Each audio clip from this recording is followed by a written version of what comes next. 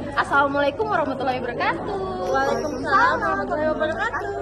Halo pendengar setia, selamat datang di podcast kami kelompok 11 mata kuliah hukum pidana khusus. Jadi di sini kita akan menjelaskan tentang hukum pidana militer, mulai dari pengertian, dasar hukum, yurisdiksi, proses peradilan, sampai contoh kasus aktual yang pernah terjadi di Indonesia.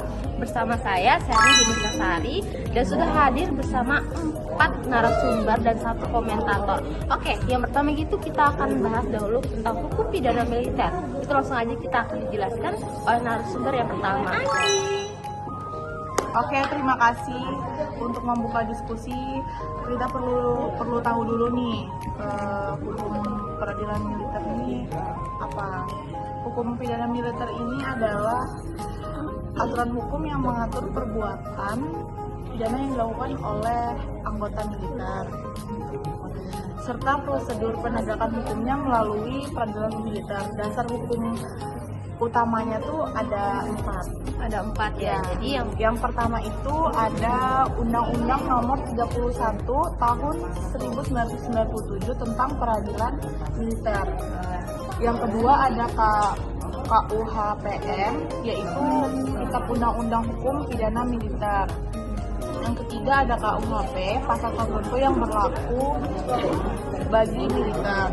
Dan yang terakhir itu ada Undang-Undang Nomor 34 Tahun 2004 tentang TNI. jadi ada 4 ya? Ya. Oh, dasar hukumnya utama itu ada 4. Terus hukum pidana militer ini memiliki karakteristik, khususnya pelakunya adalah prajurit TNI atau mereka yang dipersamakan sehingga prosesnya berada di bawah yurisdiksi peradilan militer. Oh, baik. Jadi menarik sekali ya tentang pengertian hukum pidana militer ini. Dan di sini juga ada yurisdik dan jenis-jenis pidana militer yang akan dijelaskan oleh teman saya. Oh, betul. Ya. Oke, selanjutnya kita akan narasumber yang kedua menjelaskan tentang yurisdiksi dan jenis tindak pidana militer. Oke, selanjutnya Wawa.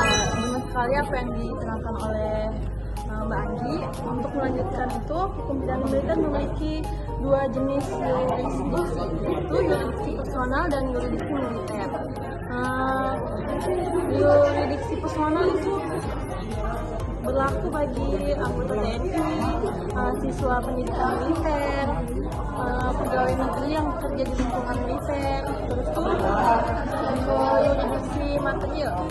Yurisdiksi material mengatur jenis tindak pidana seperti desersi, insubordinasi, penganiayaan dalam dinas, membawa senjata tanpa izin, tindakan pencemaran, pemangkasan militer, dan pelanggaran disiplin militer.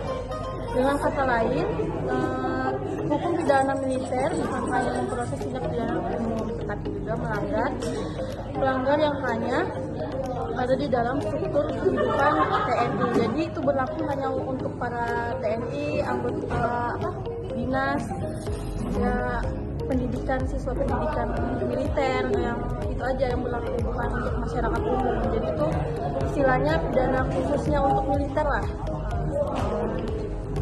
Menarik sekali ya, tapi kira-kira kayak agak serem ya tentang pembahasan TNI, apalagi tindak pidana militer gitu. Selanjutnya mungkin langsung aja ya kita akan menjelaskan tentang proses peradilan militer yang akan dijelaskan oleh Lisa. Oke, baik. Selanjutnya mengenai proses peradilan pada militer ini, tahapannya itu ada banyak teman-teman. Sebenarnya hampir sama dengan peradilan umum, tetapi dengan struktur yang berbeda. Tahapannya ada 4. Yang pertama yaitu penyidikan dilakukan oleh polisi militer.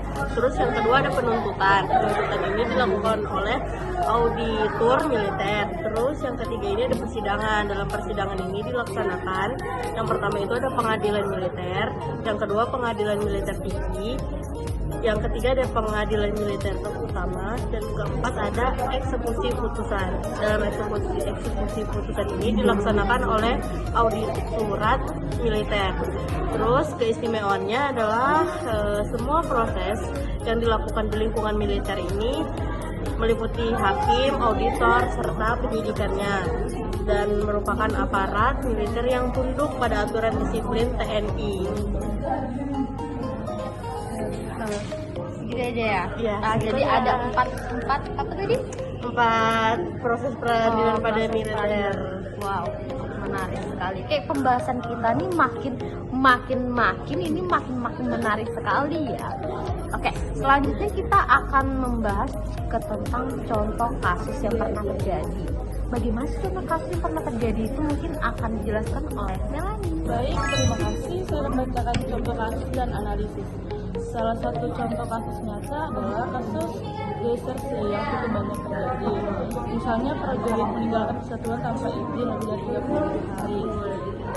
Dalam salah satu kasus, seorang prajurit dihukum penjara 1 tahun dan dipecat dari dinas keprajuritan karena meninggalkan pos saat bertugas operasi. Nah, analisisnya adalah desersi dianggap sangat serius karena menyangkut kesiapsiagaan pertahanan negara. Hukum pemecatan bertujuan menegakkan disiplin dan melindungi nama baik kesatuan. Dan kasus semacam ini menunjukkan bahwa hukum pidana militer sangat menekankan aspek disiplin, hierarki, dan kehormatan. Jadi itu aja. Nah, cukup ekstrim ya contoh-contoh kasus pidana militer yang ada di Indonesia ini. Oke, mungkin selanjutnya kita akan bahas tentang bagaimana sih komentator kita yang terakhir menjelaskan tentang narasumber kita. Oke, selanjutnya akan dijelaskan lagi. Oke, menarik sekali dari teman-teman saya ada menjelaskan tadi. Narasumber itu menarik sekali pembahasan. Dari 4 narasumber tadi ya, menarik sekali, dan mungkin saya sedikit memberi komentator buat teman-teman atau gimana?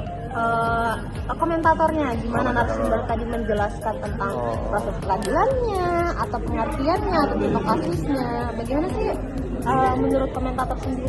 Jika kita lihat, hukum pidana militer itu memang berbeda secara filosofi Berbeda. dengan teknis dengan hukum pidana umum. Mungkin saya akan memberitahu 3 poin penting yang saya tekankan. Iya. Apa aja tuh 3 poin pentingnya itu? Yang pertama, hukum pidana militer bertujuan menjaga disiplin, kesiapan, dan kehormatan. Iya. Itu yang pertama. Yang poin keduanya? Proses hukumnya bersifat tertutup berdasarkan struktural militer. Yang ketiga, tantangannya adalah bagian reformasi peradilan militer tetap menjamin akuntabilitas dan transparansi, terutama ketika anggota TNI terlibat di tindak pidana umum. Itu 3 poin utama yang sangat-sangat menarik ya. Jadi bagaimana nih kesimpulannya sendiri komentator tentang narasumber yang sebelumnya jelaskan? Mungkin bagi kesimpulannya adalah hukum pidana militer adalah bagian penting dari sistem peradilan tata negara, tetapi tetap perlu peningkatan